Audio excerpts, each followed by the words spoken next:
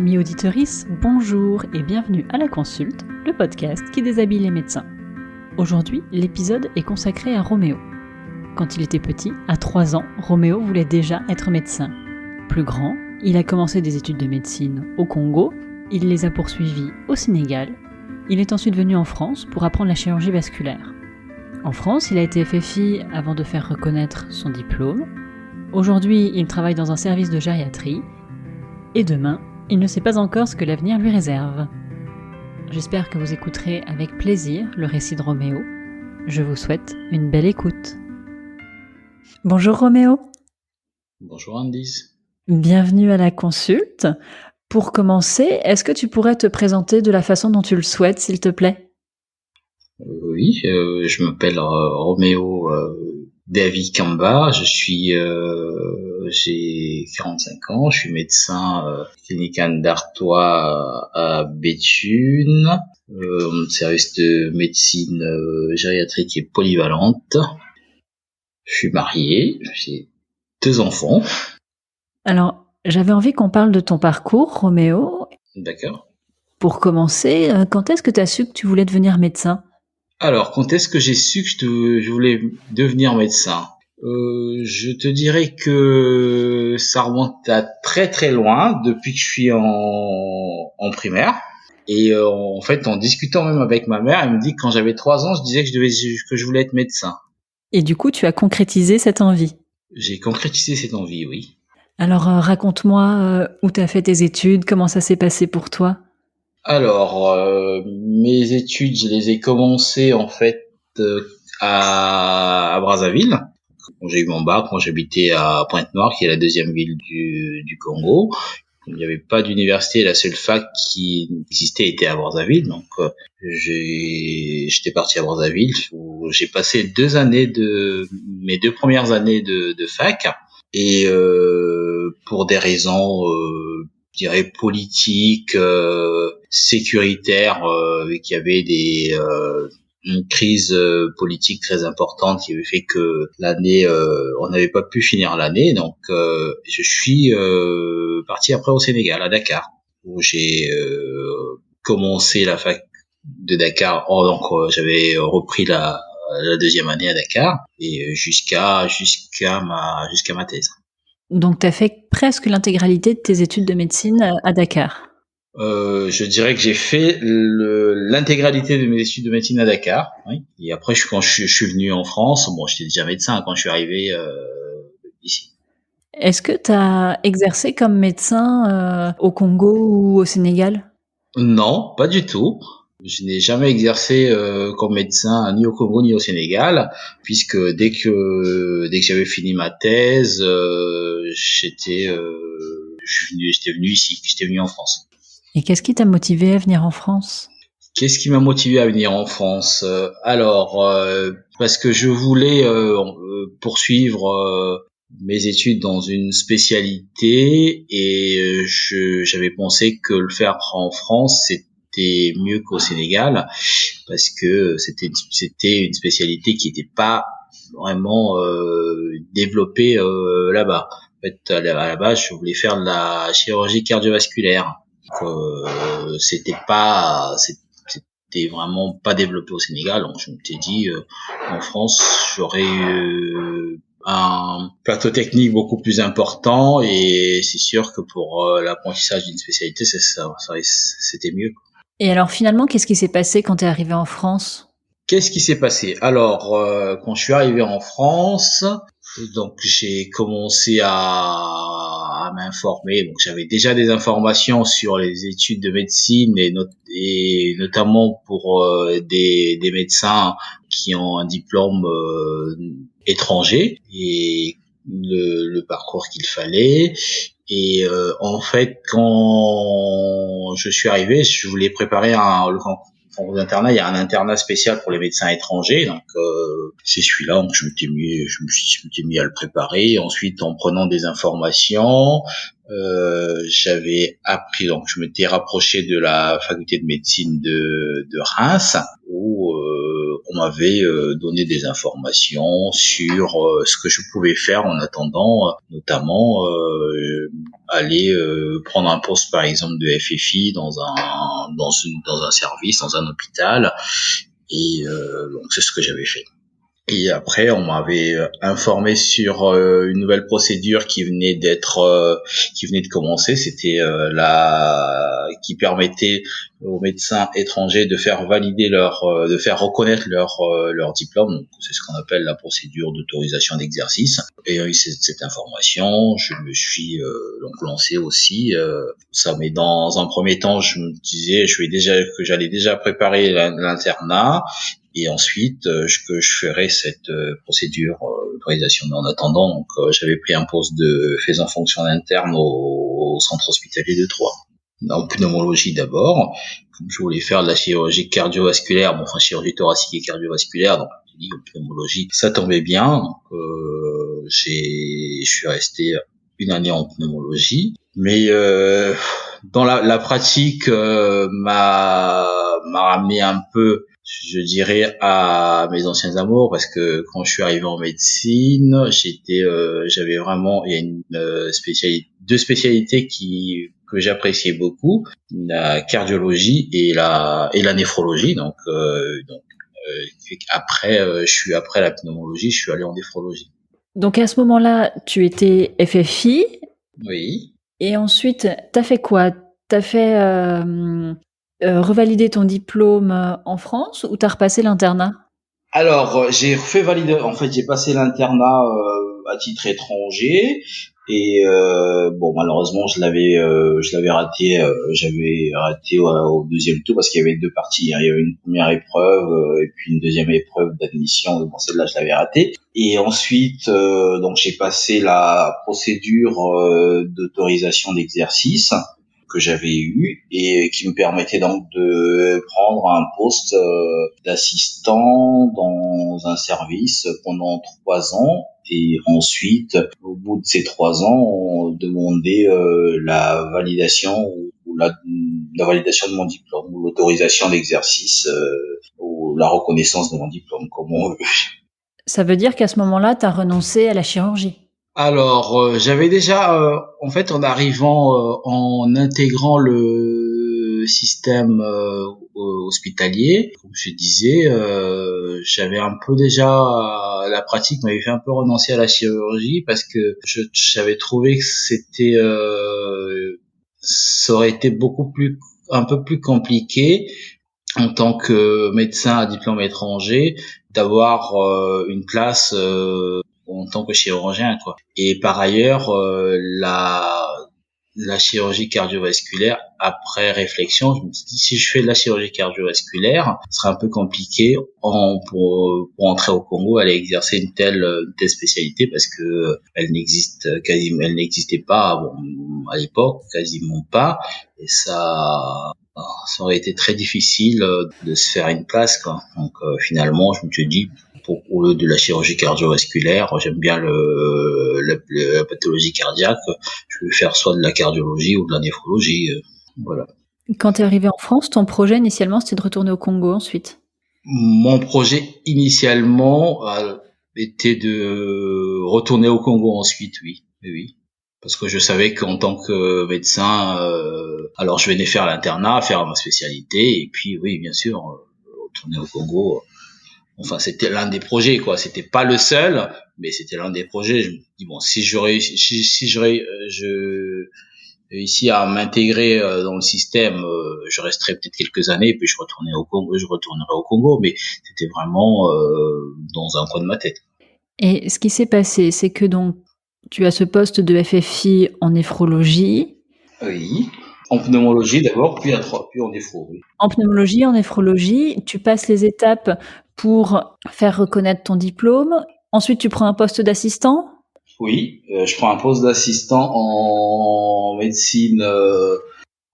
C'est en médecine interne, rhumatologie, dans le service de médecine interne, rhumatologie et cancérologie à Sens.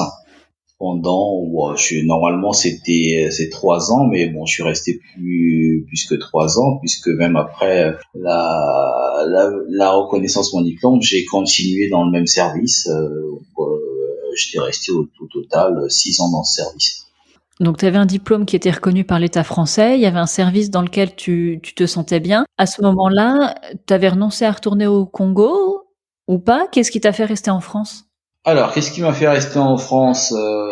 Bon, déjà quand j'ai passé ce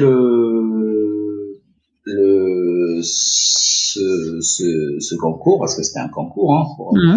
à l'époque, et que j'ai pris le poste, je me suis dit bon voilà, je suis ici, j'ai réussi quand même à avoir ce concours, et quand je voyais un peu la situation médicale au Congo, je me suis dit ça serait pour moi qui n'ai jamais exercé là-bas, et avec le retour de certains collègues que j'avais, je me dis que qu'il valait mieux rester ici quoi que de rentrer. Et puis bon, il y avait également des besoins ici de médecins, donc quoi. Je me suis dit bon voilà, je vais rester. C'était quoi les retours que tu avais de la médecine au Congo? Les retours, alors pas très développés, les pratiques sont différentes, et les structures ne sont pas vraiment développées, de trouver sa place, que ça soit dans le public ou dans le privé, n'était pas chose facile, malgré le manque de médecins, mais c'était pas évident d'aller et de trouver un poste en tant que médecin. Ça te semblait plus facile de trouver du travail en France qu'en retournant au Congo? Oui, ah oui.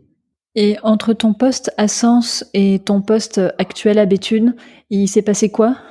Qu'est-ce que tu as fait? Alors, qu'est-ce que j'ai fait? Alors, à Sens, donc comme c'est un hôpital public, après mon poste d'assistant, donc j'avais passé le concours de PH Mmh. que j'avais eu, donc il fallait que je prenne un poste de PH. Malheureusement, il n'y avait pas de poste disponible à Sens. Et en discutant avec la direction, il m'avait demandé d'attendre encore que les postes soient créés, mais ça devait pas se faire dans les 2-3 ans. Donc, il me proposait un autre poste. Je me dit, voilà, il y avait des demandes de PH dans beaucoup d'endroits. Je me suis dit, voilà, je vais pas rester là, attendre 2-3 ans encore un poste de PH. Donc, voilà pourquoi j'avais quitté Sens, et puis en attendant, j'avais fait du remplacement, des remplacements. J'en ai fait alors en Lorraine, notamment à l'hôpital, j'oublie le nom, mais c'est à côté de Metz, à Maran-Sylvange, ou dans un service en fait, c'est un hôpital gériatrique. Bon, c'était un service de SSR gériatrique, médecine gériatrique et polyvalente. Puis j'étais resté là-bas pendant presque un an de remplacement. Et donc en attendant, je cherchais un poste de PH. Et bon, l'ayant pas trouvé, c'était un peu compliqué, parce que les postes, quand je faisais des demandes, c'était des postes en interne, c'est-à-dire qui étaient réservés aux gens qui étaient déjà là. Donc, finalement, j'ai trouvé un poste dans le privé, et puis le plus important, c'est d'avoir un poste pour exercer son métier, peu importe le statut, que ce soit public ou privé. Donc voilà comment je me suis retrouvé à Béthune. C'est très différent la France et le Sénégal pour la médecine. Ça a été dur de t'adapter en France? Alors, je vais peut-être te surprendre. Alors, pour moi, je fais la différence entre la médecine, ce qu'on apprend à la fac, et celle qu'on exerce. C'est à la fac, tout ce qu'on apprend à la fac, il n'y a pas de différence en fait. C'est vraiment la même médecine qu'on apprend, mais dans la pratique, c'est pas la même chose. Simplement parce que le plateau technique n'est pas le même. Au Sénégal, les gens n'ont pas les mêmes moyens. Donc, quand on est médecin, on est obligé aussi de tenir compte des moyens qu'ont les gens quand tu poses un diagnostic, quand tu veux faire des examens complémentaires, par exemple, tu es obligé de tenir compte des moyens que les gens ont, parce que tu vas pas leur demander des examens qui vont coûter cher, parce qu'ils les feront peut-être pas, ils les feront pas. Et puis même dans le traitement, tu es obligé aussi de tenir compte des moyens que les gens ont. Alors qu'ici, c'est pas pareil, vu que bon, les gens, pour la plupart, ont une sécurité sociale, c'est pris en charge, donc tu fais comme il faut, quoi. C'est ça la différence. Mais sinon, à la fac, non, il n'y a pas de différence. J'ai utilisé les mêmes, quand je suis arrivé ici, c'était les mêmes bouquins que j'utilisais à Dakar. Donc, les notions sont les mêmes. C'est plutôt l'adaptation au système de santé qui fait la différence. Ouais, qui fait la différence, oui. Bon, je pense que je m'étais rapidement adapté, je sais pas, mais je pense que je m'étais rapidement adapté. Tu connaissais la France, tu avais entendu parler du système de santé français, tu savais comment ça fonctionnait avant d'arriver? Ou t'as tout découvert sur le tas? Non, je savais comment le système était fait, le système médical, hein, mais pas le système hospitalier, pas vraiment le système médical. Je savais que voilà, et qu'il fallait après la fac, on était interne, après on était assistant ou bien dans les CHU, c'est chef de clinique, assistant, ensuite tout ce qui suit, quoi. Donc, PH ou PUPH, oui, ça je savais. Mais le fonctionnement d'un hôpital français, non, non. Ça a été dur de comprendre comment fonctionne l'hôpital français? Non, j'ai eu la chance d'avoir, quand je suis arrivé à Troyes, d'avoir des gens qui ont pris le temps de m'expliquer les choses. Non, ça n'a pas été très dur, non. La seule surprise, en fait, quand on arrive, quand je suis arrivé, c'est dans le service, c'est la place qu'avait l'infirmière, par exemple. Dans un service, j'avais trouvé qu'elle était vraiment au centre. C'était elle qui était vraiment au centre, quoi. Le médecin venait pour avoir des informations, aller voir l'infirmière. Et l'infirmière qui transmettait à l'aide-soignante. Voilà, donc c'était vraiment l'infirmière qui faisait, je ne veux pas dire qui faisait tourner le service, non, mais qui était vraiment une des pièces maîtresses dans le service, quoi. C'est les infirmières qui centralisaient les informations, qui les redistribuaient. C'est ça que tu veux dire? Oui, si on peut le dire. Après, il y avait là aussi, bon, il y a les internes, hein, bien sûr. Je ne dis pas que non, mais les internes souvent vont voir l'infirmière pour avoir les informations, notamment les transmissions de matin et tout. Voilà. J'avais trouvé que le métier ce qui m'a surpris en fait, c'est bon, pas surpris, qui était un peu différent, c'est le métier d'infirmière. Que moi ici et au Sénégal. Bon, l'infirmière au Sénégal, c'était vraiment uniquement les soins. Par contre, ici, c'était pas seulement les soins, mais elle avait un rôle aussi administratif. Voilà, elle était pas que dans le soin. Donc tu as trouvé les infirmières en France peut-être plus polyvalentes, avec plus de missions que ce qu'elles faisaient au Sénégal? Oui. Est-ce que tu as vécu du racisme quand tu es arrivé en France? Alors, quand je suis arrivé, je sais pas le dire, je sais pas. J'ai jamais eu, non, je dirais que non. Bon, une seule fois, mais j'étais déjà en France depuis plusieurs années, hein. Quand j'étais à Sens, c'est le frère d'un patient, un patient qui était pas bien, et puis le frère qui était dans un état aussi, qui a eu des propos déplacés. Bon, après, il s'était calmé, j'avais réussi à discuter avec lui, et finalement il s'était excusé. Mais bon, voilà, mais non, mais peut-être que derrière mon dos, mais je ne sais pas. En tout cas, pour toi, ça n'a jamais été un obstacle ou ça ne t'a jamais posé de problème? Non, pas du tout. T'as jamais envisagé de travailler en ville, en libéral? Jamais envisagé. Si, j'avais, mais c'était pas ce à quoi je pensais en premier, hein. Tu préfères l'hôpital? Aujourd'hui, avec Les années d'expérience, non. Hier, oui, mais pas aujourd'hui. Non. Je pense qu'en ville, on est beaucoup plus libre et on travaille pour son propre compte. Actuellement, je trouve que c'est mieux. Tu t'imagines où dans quelques années? Dans, on va dire 5 à 10 ans. Dans 5 à 10 ans, je m'imagine où. Alors, peut-être dans le sud-ouest. Au soleil. Oui, pourquoi pas. Tu t'imagines à l'hôpital ou en ville? Dans 5 à 10 ans, en ville, peut-être en ville ou bien peut-être faisant autre chose, quoi, pourquoi pas une autre carrière, un changement de carrière, pourquoi pas. Quand tu dis changement de carrière, c'est changement de mode d'exercice ou changement de métier carrément? Un changement de métier. Une reconversion. Oui, peut-être pas dans 5-10 ans, mais disons dans 10-15 ans, oui. T'as des idées? Il y a des choses qui te font rêver un petit peu? Rêver, non, mais il y a des choses auxquelles je pense, oui. Oui, oui. Je les garde pour moi. Ok. Est-ce que dans ta carrière, t'as eu des modèles? Est-ce qu'il y a des personnes qui t'ont particulièrement inspiré? Oui, oui, oui, il y a des gens qui m'ont inspiré. Bon, d'abord, je suis médecin, c'est parce que j'ai un oncle qui est médecin aussi. Donc tout petit, je voulais faire comme lui.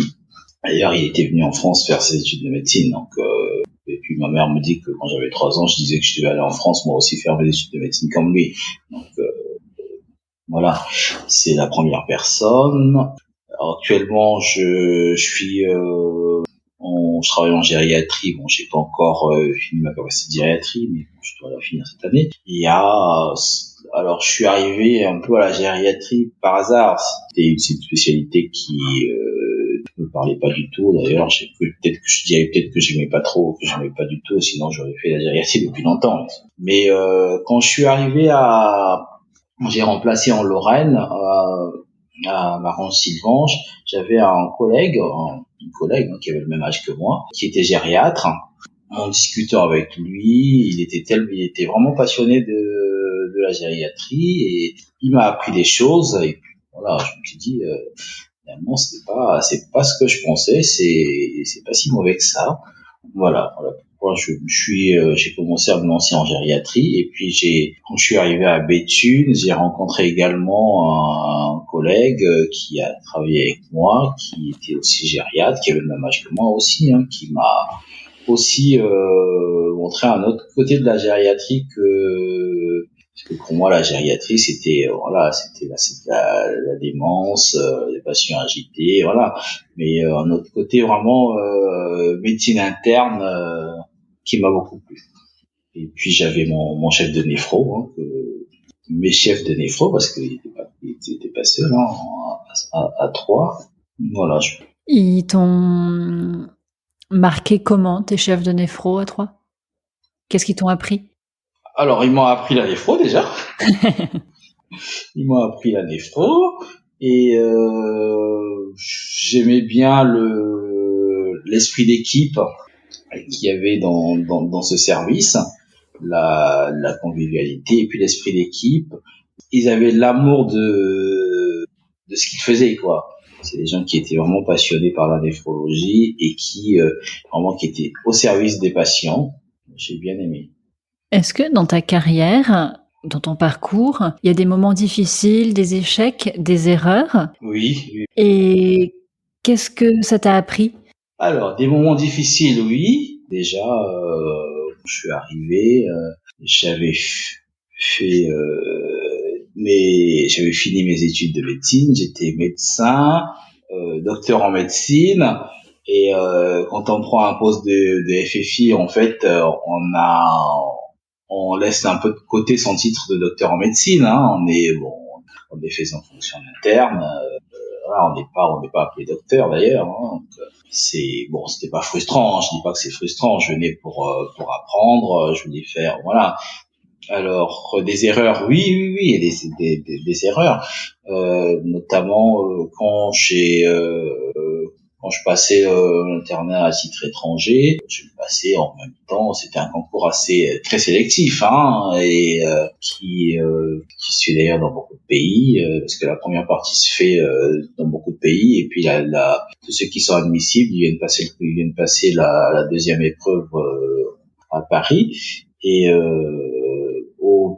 je l'avais préparé. Bon, je vais pas dire à la légère, mais j'étais vraiment à fond.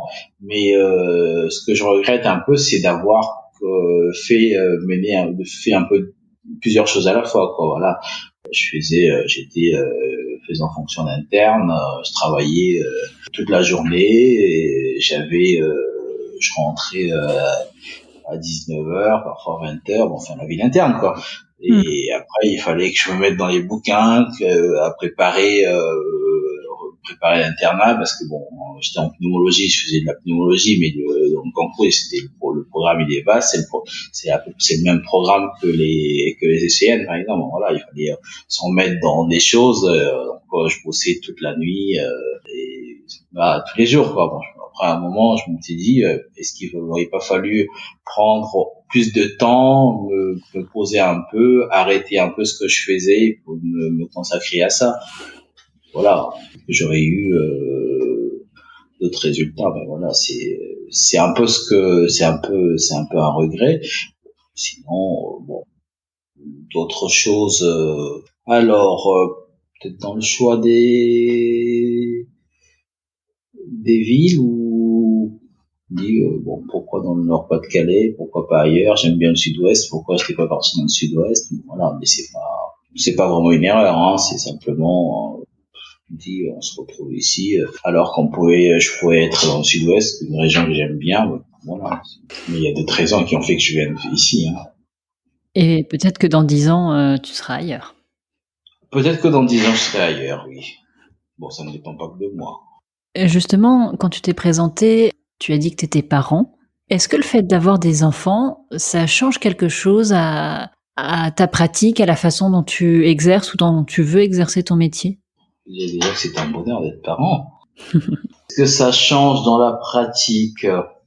Ça n'a pas trop changé dans la pratique. J'aurais voulu que ça change un peu. Là, je travaille toujours, je rentre à des heures impossibles, donc très difficile pour les enfants. Oui, si je te dis que je pense peut-être à changer, que c'est peut-être pour ça, hein, passer plus de temps avec mes enfants, oui. Si je pouvais avoir un poste qui me permettrait de passer plus de temps avec eux, oui. Je dirais pas non. Pour toi, les enfants, ça a changé ça? Ça t'a donné envie de passer un peu plus de temps à la maison avec tes enfants? Et un petit peu moins de temps au travail, du coup? Oui, oui, oui. Bon, après, j'aime bien ce que je fais, hein. Mais si je pouvais être moins ou finir plus tôt pour être avec eux, Dernière question. oui. Quelle est ta tenue de travail? Blouse blanche. C'est important pour toi, la blouse blanche? Important pour moi. Ça permet d'identifier le médecin, hein. Je sais pas si c'est important pour moi.